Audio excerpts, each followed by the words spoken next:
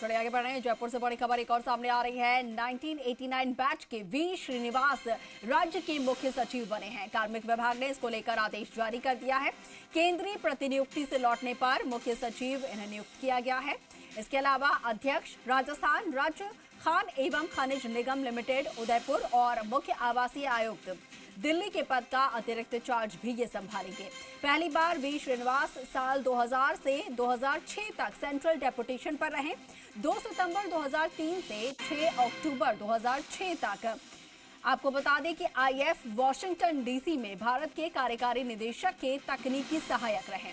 उसके बाद 5 जुलाई 2000 से 7 फरवरी 2001 तक ये पेट्रोलियम मंत्रालय में डिप्टी सेक्रेटरी भी रह चुके हैं। 4 साल राज्य सरकार में रहने के बाद 2010 में फिर से केंद्रीय डेपुटेशन पर चले गए और 6 फरवरी 2001 से 6 सितंबर 2003 तक तत्कालीन विदेश मंत्री और वित्त मंत्री के निजी सचिव भी रहे हैं। 19 मार्च 2010 में केंद्रीय टेक्सटाइल मंत्रालय में संयुक्त सचिव बने। उसके बाद 2018 से लेकर लगातार केंद्रीय डेपुटेशन पर रहे हैं। पाली और जोधपुर के कलेक्टर भी रह चुके हैं वी श्रीनिवास। 8 दिसंबर 2014 से 21 मार्च 2017 तक एम्स दिल्ली के उपनिदेशक भी रह चुके हैं। तो कई महत्वपूर्ण जिम्मेदारियां पद जो हैं वो संभाल चुके हैं आईएएस वी श्रीनिवास। और एक बार फिर से सेंट्रल डेपुटेशन के बाद अब उन्हें राजस्थान की जिम्मेदारी दी गई है।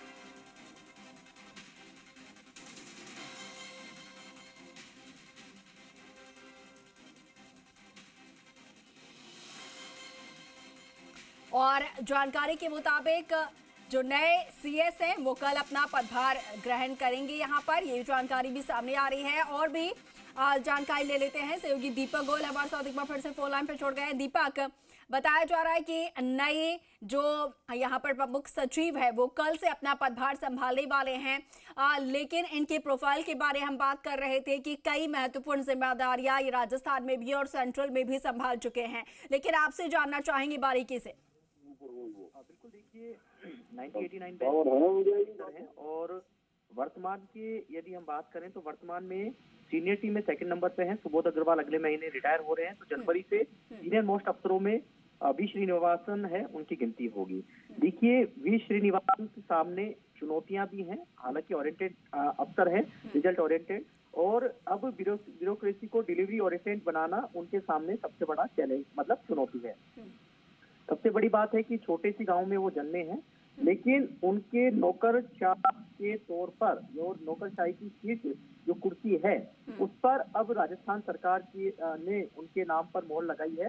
सेंट्रल ने उन्हें रिलीव कर दिया है। तो कल ऐसे में दोपहर बताया जा रहा है कि 3 बजे वो नौकरशाही की सबसे सीट जो कुर्सी है उसको संभालेंगे। और सबसे बड़ी बात यह है कि वो राजस्थान से लेकर और सेंट्रल तक यानी कि हर नब्ज को जानते हैं, चाहे वो रेवेन्यू बोर्ड के अंदर रहे हों, चाहे राजस्थान के अंदर 2 जिलों के अंदर उन्होंने कलेक्टरी की हो, या फिर सेंट्रल के अंदर अलग अलग डिपार्टमेंट में वो रहे हों। और राजस्थान में जब वो रेवेन्यू बोर्ड में थे तो उन्होंने बहुत बेहतरीन काम किया और राजस्व मामलों को ऑनलाइन मॉनिटरिंग के लिए उन्होंने आरसीएमएस जो मॉडल है वो तैयार कराया। कई जो राजस्व प्रकरण थे जो सालों से लंबित थे उनको निस्तारण कराया।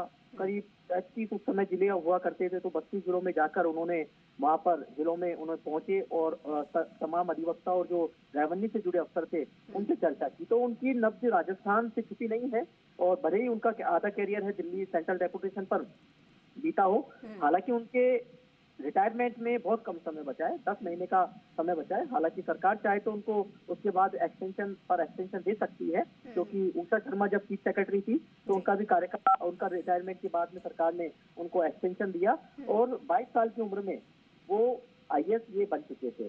अब राजस्थान 22 साल की उम्र में वो आईएएस बने और सबसे बड़ी जो ओहदा है राजस्थान ब्यूरोक्रेसी के सुपर बॉस का, उसकी कुर्सी पर कल से वो यहाँ पर बैठेंगे। और सबसे बड़ा चीज ये है कि किस तरीके से सेंट्रल और राज्य के बीच में सेतु का काम करना मुख्य सचिव की सबसे अहम भूमिका मानी जाती है, क्योंकि देखिए आपका कोऑर्डिनेशन अच्छा होगा, समन्वय अच्छा होगा, मुख्यमंत्री से संवाद अच्छा होगा, तो राज्य और केंद्र की योजनाओं का बेहतर क्रियान्वयन भी बेहतर होगा। क्योंकि जो बजट घोषणाएं होती हैं चाहे कह सकते हैं कि सरकार जो मैंडेट रखती है कि आपको अंतिम छोर तक सरकार की योजनाओं का लाभ पहुंचे और समय समय पर, क्योंकि अभी जो राजस्थान समिट हुई उसकी जो बजट उसके अंदर जो घोषणाएं हुई उसका कितना इम्प्लीमेंट हुआ, कितना धरातल पर वो काम हो रहा है, कितने इन्वेस्टर्स हैं, उन्होंने जो इंटरव्यू किए थे वो कितने धरातल पर हैं, इन तमाम चीजों की मॉनिटरिंग करना भी उनका जिम्मा रहेगा। सबसे बड़ा, क्योंकि देखिए जो मुख्य सचिव वर्तमान में अभी हैं सुधांशु पंत, इनका समय समय पे चर्चा आई जब उनको 1 जनवरी 2023 की जब उन्होंने कुर्सी संभाली थी, तो सीधा एक धीरे धीरे चीजें आने लगी कि आपकी जो अलग अलग जो बातें हैं वो सामने आ लगी थी कि सीएमओ और सीएस में टकराव की स्थिति है, पावर सेंटर्स की जो लड़ाई है वो चीज सामने आ रही थी। कई अफसर हैं जो कि क्योंकि उनका काम करने का जो विजन था वो अलग था, वो सुबह 9 बजे दफ्तरों में चेकिंग करने के लिए पहुंच जाते थे, रजिस्टर है वो जब्त कर लेते थे, ऑनलाइन जो ई फाइलिंग का सिस्टम है उन्होंने इसको लागू किया, अफसर सीट पर बैठा है नहीं बैठा, ये तमाम मॉनिटरिंग थी, रैंकिंग है वो तमाम जारी की थी। तो कई चीजें सामने आई थी कि पावर सेंटर्स की यहाँ पर लड़ाई चल रही है और ये भी माना जा रहा था कि लगातार हो सकता है कि वापस सुधांशु पंत हैं वो सेंट्रल डेपुटेशन पे चल जाए, और 3-4 दिन पहले उनके आदेश देर रात आते हैं और उसके बाद में ये तलाश शुरू हो जाती है कि राज्य का मुख्य सचिव है वो कौन होगा। वी श्रीनिवासन हालांकि 1989 बैच के हैं, मेरिट और सीनियरिटी को इस बार सरकार ने फोकस रखा है, क्योंकि जो पहले चीफ सेक्रेटरी जैसे सुधांशु पंत की यदि हम बात करें तो उनसे पहले सुब्रत सिंह भी सीनियरिटी में बहुत थी, इसके अलावा सुबोध अग्रवाल हैं वो सीनियरिटी में थे, वी श्रीनिवास सीनियरिटी में थे, तो ये तमाम अफसर हैं वो उनसे सीनियर थे, लेकिन सीनियरिटी को लांघकर सुधांशु पंत को दिल्ली से राजस्थान भेजा गया था और राजस्थान ब्यूरोक्रेसी के मुखिया की कमान दी गई थी। लेकिन इस बार क्योंकि सुबोध अग्रवाल का समय बहुत कम बचा है, 1 महीने का समय बचा है उनका रिटायरमेंट का, तो सीनियरिटी और मेरिट को यहाँ पर आधार माना है। और क्योंकि देखिए उनको तजुर्बा भी बहुत अच्छा है, राजस्थान का भी तजुर्बा है तो सेंट्रल का भी तजुर्बा है कि मोदी सरकार में जिस तरीके से काम होता है, और ये एक ऐसे भारतीय हैं जिनका जो कि कह सकते हैं जिन्होंने अपना डंका दूर तक है वो पहुंचाया है। क्योंकि देखिए उनकी यदि हम प्रोफाइल पर यदि हम जाएंगे तो ऐसा नहीं है कि उनकी जो प्रोफाइल है उनमें 35 साल में से उन्होंने 17 साल सेंट्रल डेपुटेशन पर बिताए, 14 साल वो दिल्ली में रहे और 3 साल वो IMF जो वाशिंगटन है वहां पर रहे। इसके अलावा 2000 में उनका दिल्ली का पगडंडी हुआ था, यानी कह सकते हैं कि पहली बार उन्होंने राजस्थान कैडर में होते दिल्ली में 2000 में उनके सेंट्रल डेपुटेशन हुआ, 2006 तक वो रहे, पेट्रोलियम डिपार्टमेंट में रहे, डिप्टी सेक्रेटरी में रहे, तत्कालीन विदेश मंत्री और वित्त मंत्री के वो निजी सचिव रहे, IMF में भारत के कार्यकारी निदेशक कार्यालय में तकनीकी सहायक के रूप में वो रहे। इसके अलावा फिर वो अशोक गहलोत सरकार जब बनने वाली थी उससे पहले वो दिल्ली चले गए और फिर वापस लौटकर वो दिल्ली से आ रहे हैं। तो ऐसा नहीं है, क्योंकि उनका जो कार्यकाल है वो अब भले ही 10 महीने का है, हो सकता है कि सरकार आगे उनका एक्सटेंशन को काम को देखते हुए यहाँ पर एक्सटेंशन है वो दे दे, लेकिन इतना जरूर है कि उनके आने की जो खबरें चल रही थी, अब कार्मिक विभाग ने उनके मुख्य सचिव के नाम पर मोहर लगा दी है, उनका आदेश है यहाँ पर जारी कर दिया है। तो इस लिहाज से अब राजस्थान की जो ब्यूरोक्रेसी के मुखिया की जो कमान है वो अब कह सकते हैं कि वी श्रीनिवास है उनके पास रहेगी। और देखिए सबसे बड़ी बात है कि वी श्रीनिवास ने बहुत बेहतरीन काम किया, इसलिए उनको पीएमओ की अच्छे पसंदीदा ऑफिसर में उनकी गिनती आती है।